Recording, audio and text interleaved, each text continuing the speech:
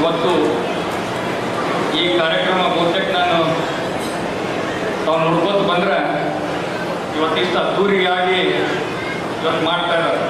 ಎಲ್ಲ ಸಂಘಟಕರು ಭಾಳ ಒಳ್ಳೆ ರೀತಿ ಕಾರ್ಯಕ್ರಮವನ್ನು ಮಾಡೋದು ನೋಡಿದ್ರೆ, ಇದಕ್ಕೆ ನಾವು ಲಿಂಗರಾಜ ಸಂಸ್ಥೆ ಏನೇ ಕಾರ್ಯಕ್ರಮ ಮಾಡಿದ್ರೆ ಅದು ಶಾಲೆ ಒಳಗೆ ಒಂದು ಕ್ಲಾಸ್ ರೂಮ್ನಾಗ ಬೆಂಚ್ ಮೇಲೆ ಕೂತಲ್ಲೇ ಒಂದು ಕ್ಲಾಸ್ ರೂಮ್ನಾಗ ಕಾರ್ಯಕ್ರಮ 2-3 ಕಾರ್ಯಕ್ರಮ ಮಾಡಿದ್ದನ್ನು ನೋಡಿ ನಾನು ಕೂಡ ಹೋಗಿದ್ದೆ. ಆದರೆ ಇವತ್ತು ಮೂಲತಃ ಇವತ್ತು ಕಳೆದ ಒಂದು 2-3 ವರ್ಷದಿಂದ ಇದು 23-24ರಿಂದ ಏನಿದು ಸಭಾಭವನ ಆಯಿತು. ಆದ್ದರಿಂದ ಇದು ಏನು ಒಂದು ಈ ಪ್ರತಿಭಾ ಪುರಸ್ಕಾರ ಕಾರ್ಯಕ್ರಮ ಪ್ರಾರಂಭ ಮಾಡಿದ್ರು. ಇಂಥ ಅನೇಕ ಕಾರ್ಯಕ್ರಮಗಳು ಇವತ್ತು ಹಮ್ಮಿಕೊಳ್ಳೋದ್ರಿಂದ ಒಂದು ಸಂಘಟನೆ ಅನ್ನೋದು ಶುರು ಆಗಿದೆ. ಯಾಕಂದ್ರೆ ಎಲ್ಲ ಭಾಳಷ್ಟು ನೋಡ್ತೀವಿ ನಾವು, ಅವತ್ತು ಒತ್ತಾಯಪೂರ್ವಕವಾಗಿ ಕರೆಸ್ಬೇಕಾಗ್ತಿತ್ತು ಎಲ್ಲರಿಗೆ ಮೀಟಿಂಗಲ್ಲಿ ಇಲ್ಲ ಮಗಲ್ ಶಾಲೆ ಒಳಗೆ. ಅಂದ್ರೆ ಇವತ್ತು ಸ್ವಇಚ್ಛೆಯಿಂದ ಇಷ್ಟೊಂದು ಜನರು ತಾವೆಲ್ಲ ಇವತ್ತು ಬಂದಿದ್ದೀರಿ. ಕಾರ್ಯಕ್ರಮ ನೋಡಿದ್ರೆ ಬಹಳ ಸಂತೋಷ ಅನಿಸ್ತದೆ.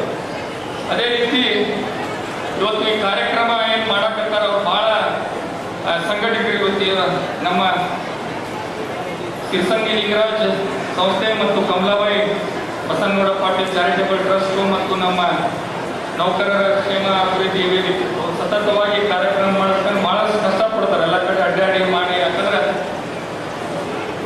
ಇವತ್ತ ಈ ಒಂದು ಕಾರ್ಯಕ್ರಮ ಆಗ್ತಾರೆ ಎಲ್ಲ ರೀತಿ ಸಪೋರ್ಟ್ ಬೇಕಾಗ್ತದೆ, ತನು ಮನು ಧನದಿಂದ. ಅದಕ್ಕೆ ನನಗೂ ಕೂಡ ಬಹಳ ಸರಿ ಬಂದು ನಾವು ಹಿಂಗೆ ಕಾರ್ಯಕ್ರಮ ಮಾಡ್ತೀವಿ, ಅದನ್ನು ಮಾಡ್ಬೇಕು ಇದನ್ನು ಮಾಡ್ಬೇಕು ಅಂತೇಳಿ ಬೆನ್ನತ್ತಿ ಈ ಕಾರ್ಯಕ್ರಮ ಸಂಘಟನೆ ಮಾಡಿದಾರೆ. ಕಳೆದ ಸರಿ ಮೊದಲ ಬಹುತೇಕ ಬಿಜಾಪುರದಲ್ಲಿ ಅಷ್ಟೇ ಮಾಡಿದ್ರು.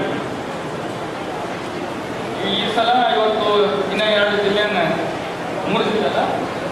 3 ಜಿಲ್ಲೆಯನ್ನು ಸೇರಿಸಿ ಮಾಡಿದ್ದಾರೆ. ಬರುವ ದಿನಮಾನಗಳಲ್ಲಿ ಇದು ಬಹುತೇಕ ನನ್ನ ಕರ್ನಾಟಕ ರಾಜ್ಯದ ಎಲ್ಲ ಮಕ್ಕಳಲ್ಲಿ ಸೇರಿ ಪ್ರತಿಭಾ ಪುರಸ್ಕಾರ ಕಾರ್ಯಕ್ರಮ ಮಾಡ್ತಾರೆ ಅಂತೇಳಿ ನನಗೆ ವಿಶ್ವಾಸ ಇದೆ.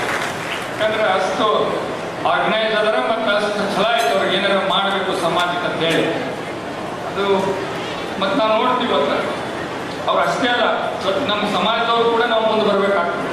ಬಂದು ನಾವು ಕೂಡ ಎಲ್ಲ ರೀತಿ ಸಪೋರ್ಟ್ ಮಾಡಬೇಕಾಗ್ತದೆ. ತನು ಮನದ ಇವ್ರು ಮಾಡ್ತಾರಪ್ಪ ಒಂದು 5-8 ಮಂದಿ ಅವ್ರು ಮಾಡಕ್ಕಾಗ್ತಾರೆ. ನಾವು ಬರೀ ಕಾರ್ಯಕ್ರಮಕ್ಕೆ ಬಂದು ಹೋಗೋದು ಅಷ್ಟೇ ಅಲ್ಲ. ಇದಕ್ಕೆ ಯಾಕಂದ್ರೆ ಮುಂದಿನ ದಿನಮಾನಗಳಲ್ಲಿ ಅವ್ರು ಕೆಲವೊಂದು ಕಾರ್ಯಕ್ರಮವನ್ನು ಹಾಕ್ಕೊಂಡಾರ. ಎಲ್ಲ ಒಂದು ಈ ಟ್ರಸ್ಟ್ ವತಿಯಿಂದ ಒಂದಿಷ್ಟು ಇದು ಮಾಡಿ ಪ್ರತಿ ವರ್ಷವೂ ತಾನೇ ನಡೆಯುವಂಗೆ ಒಂದು ಅಮೌಂಟನ್ನು ಡಿಪಾಸಿಟ್ ಮಾಡಿ ಒಂದು ಅಮೌಂಟನ್ನು ಸೇರಿಸಿ ಅದನ್ನು ಬ್ಯಾಂಕಲ್ಲಿ ಇಟ್ಟು ಬಂದು ಆ ಬ್ಯಾಂಕ್ನಾಗ ಇಟ್ಟಿದ್ದ ಬಡ್ಡಿಯಿಂದ ಇಂಟ್ರೆಸ್ಟ್ನಿಂದ ಈ ಕಾರ್ಯಕ್ರಮ ತನ್ನಷ್ಟಕ್ಕೆ ತಾನೇ ನಡೀಬೇಕು. ಯಾರ ಕಡೆಯೂ ನಾವು ಹೋಗ್ತಿದ್ದಳು ಹಂಗೆ ಆಗಬಾರ್ದು ಅನ್ನೋ ಒಂದು ಉದ್ದೇಶದಲ್ಲಿ ಮಾಡ್ತಿದ್ದಾರೆ. ಆ ರೀತಿಯಿಂದ ಎಲ್ಲರೂ ಸಹಾಯನ ಕೂಡ ಮಾಡ್ತಿದ್ದಾರೆ. ಸೊ ಇವತ್ತು ಪ್ರತಿಭಾ ಪುರಸ್ಕಾರದ ಇವತ್ತು ಇಂಥ ಕಾರ್ಯಕ್ರಮಕ್ಕೆ ಬರೀ ಮಕ್ಕಳ ಜೊತೆಗೆ ಅವರು ಪಾಲಕರು ಕೂಡ ಬಂದಾರ. ಅವ್ರಿಗೂ ಅಷ್ಟೇ ಇದ್ರಾಗ ಪಾತ್ರ ಇರ್ತದೆ. ಇವತ್ತು ಇಂಥ ಮಟ್ಟಕ್ಕೆ ಅವ್ರ ಮಕ್ಕಳು ಮುಟ್ಟಿ ಇವತ್ತು ಒಂದು ಅಂಕಗಳನ್ನು ಪಡಿಬೇಕಾದ್ರೆ ಪಾಲಕರಿಗೂ ಜವಾಬ್ದಾರಿನೂ ಅಷ್ಟೇ ಇರ್ತದೆ. ಅವರು ಕೂಡ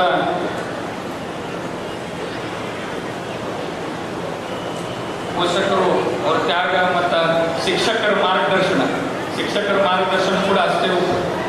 ಭಾಳಷ್ಟು ಶಿಕ್ಷಕರು ಕೂಡ ಇದರಲ್ಲ ಈ ಒಂದು ಕಮಿಟಿ ಒಳಗೆ.